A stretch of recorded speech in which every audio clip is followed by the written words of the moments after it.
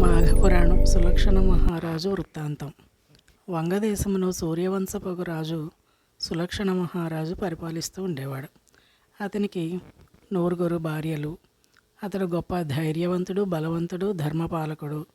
తన దేశ ప్రజలకు ఏ ఆపద వచ్చినా దానికి నివారణోపాయం చేసేవాడు. సులక్షణ మహారాజు ఎంతటి రాజాదిరాజైనను, ఎంతటి తరగని సంపత్తి కలవాడైనా ఏమి లాభము? అపుత్రస్య గతిర్నాస్తి అన్నట్లుగా పుత్ర సంతానం లేకపోవడచే తనకు గతులు లేవు కదా, తన వంశం ఎట్లా అభివృద్ధి చెందుతుంది, తనతోనే తన వంశం అంతరించిపోవాల్సిందేనా అని దిగులు పడుతూ ఉండేవాడు. ఒకనాడు అతను తన రథమెక్కి నైమిసారణ్యమున గొప్ప తపస్సాలురున్న ప్రదేశానికి వెళ్ళాడు. అక్కడ తపోధనులందరూ తపస్సు చేసుకుంటూ ఉన్నారు. వారికి సులక్షణ మహారాజు నమస్కరించి ఇలా పలికాడు: మునిశ్రేష్ఠులారా, నేను వంగదేశాధీశుడను. నా పేరు సులక్షణుడు. నాకు 9 భార్యలు కలరు. అయినానేమి ఒక్క సంతానము కలగలేదు. ఏమి పాపం చేశానో నాకు పుత్ర సంతానం కలిగినట్లు ఉపాయం చెప్పండి అని అంజలి ఘటించి ప్రార్థించాడు. మహారాజు పలుకులకు మునిశ్రేష్ఠులు విని జాలిపడి, రాజా, నీవు సంతానహీనుడు అగుటకు కారణమేమనగా, పూర్వజన్మలో నీవు సౌరాష్ట్రమును పాలించి ఉంటివి. ఆ జన్మలో ఒక్క మాఘస్నానం కూడా చేయలేదు, ఒక్క దానం కూడా ఇవ్వలేదు.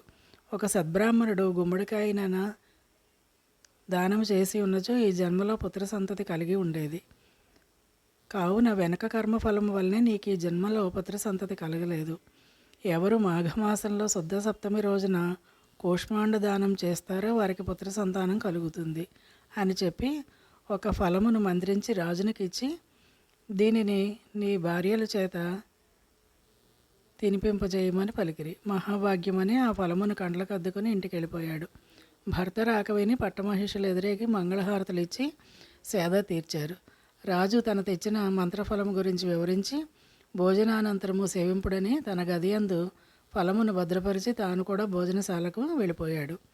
9 భార్యలలో కడసారి భార్యకు మిక్కిలి ఆశ కలిగి, ఫలమంతే నేనే భుజించేదనని తలపోసి రహస్య మార్గమున రాజు పడక గదిలోకి వెళ్ళి ఆ ఫలమును తినేసి ఏమీ తిరిగిన దానిలాగా అందరితో కలిసి తిరుగుతూ ఉండేది. స్వస్తి.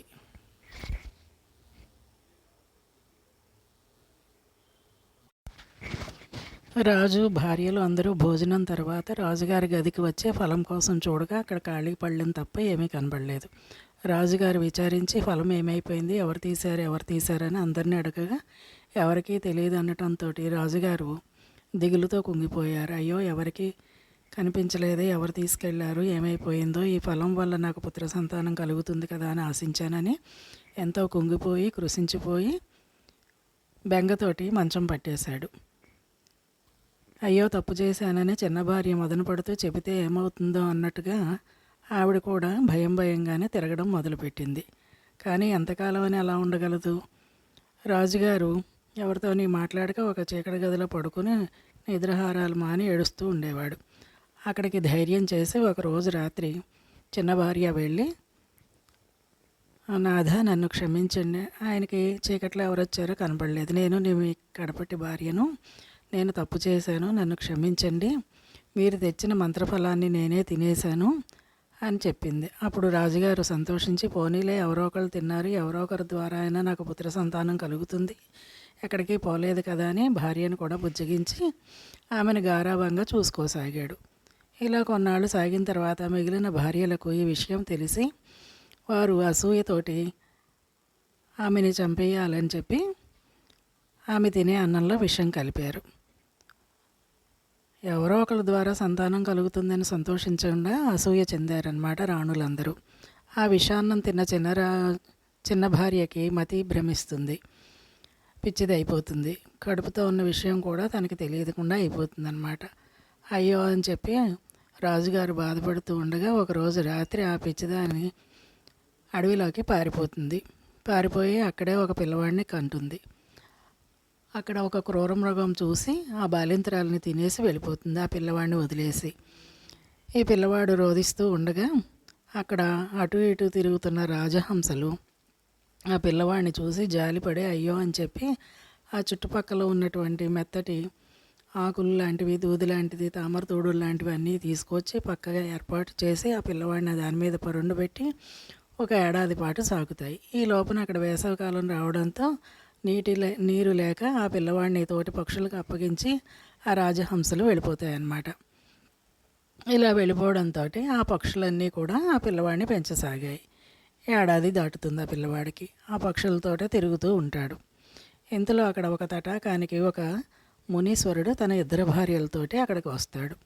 అక్కడ పక్షులతో ఆడుకుంటున్న పిల్లవాడిని చూసి, ఆహా ఎంత అందంగా ఉన్నాడు, ఎవరి పిల్లవాడు ఈ పక్షులతో ఉన్నాడు ఏమిటని చెప్పేసి ఆ మునీశ్వరుడికి కూడా పిల్లలు లేకపోవడంతో ఈ పిల్లవాడిని తీసుకుని తన తపోవనానికి వెళ్ళిపోతాడు. ఆ మునీశ్వరుడి భార్యలిద్దరూ కూడా పిల్లవాడిని గారాబంగా పెంచసాగారు. అందులో మునీశ్వరుడి చిన్న భార్యకి బాగా చేరికయ్యాడు ఈ పిల్లవాడు. చిన్నమ్మ చిన్నమ్మ అంటూ కూడా తిరగడంతో పెద్ద భార్యకు అసూయ వచ్చి తాను కూడా మాలిమి చేసుకోవడం మానేసి కోపంతో చిన్న భార్యకు దగ్గరవుతున్నాడనే అసూయతోటి ఆ పిల్లవాడిని ఒకరోజు తీసుకువెళ్ళి అడవిలో వదిలిపెట్టి వచ్చేస్తుంది. దీనితో ఈ విషయం తెలియక మునీశ్వరుడు చిన్న భార్య పిల్లాడి కోసం వెతుక్కుంటూ పెద్ద భార్యని అడిగితే ఏమో నాకు తెలియదు, నేను చూడలేదు అంటుంది. అయ్యో అనుకుని బాధపడతారు వాళ్ళు.